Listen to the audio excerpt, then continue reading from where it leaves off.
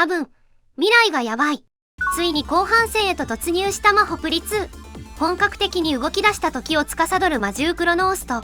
ひーちゃんの手がかりを持って再登場したチクルン。絶望の未来を振り切ったソータが、わーちゃんガチレン勢だった事実と、7話にはかなり見どころが多かったのですが、やはり個人的に気になるのが、未来とリコに見させられる過去のイメージ。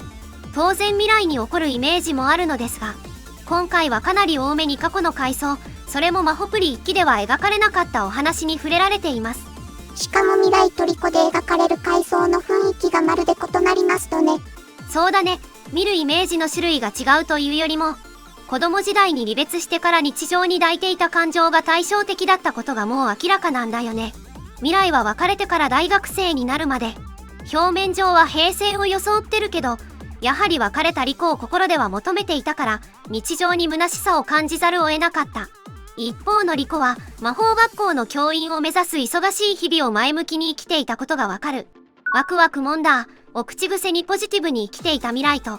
劣等感に苛まれてどこか冷めていたリコという二人が出会った当初に持っていた属性が、大人になると、まるで逆転しちゃってる。大きくに至る辛い別れを経験したと同時に、子供ならではの万能感が薄れて、現実に怯える大人になってしまった悲しい成長とも言える気もします。子供時代の未来なら、どんなに怖くてもこの日常を守ってみせる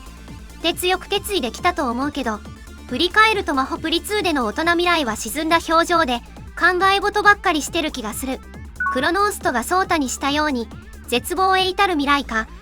変に幸せな時間かを問われた時に、もしかしたら後者を選択してオブジェになってしまうルートもワンチャンあるんじゃないかと思えてきた。未来単独で未来に希望があると断言できるシーンが現状では想像しづらいですよね。これと関係あるかわからないけど、謎の新規シーンも追加されてたんだよね。時系列はわーちゃんが消えた直後の屋上で話すミラリコ。一期にはなかったシーンなんだけど、これは保管のための新規シーンなのか、前回と同じく記憶改変の伏線なのか、よくわからなくなってきた。仮に未来を闇落ちさせるとしても、この記憶改変でより未来の不安が溢られるって感じもしないですもんね。魔法界となし魔法界の分断で離別を強いられた実際の出来事の方が重い、と私は思う。卒業式にリコたちと出席したとか、屋上でやり取りしたことが未来の決断を変える要因になるとはあまり思えない。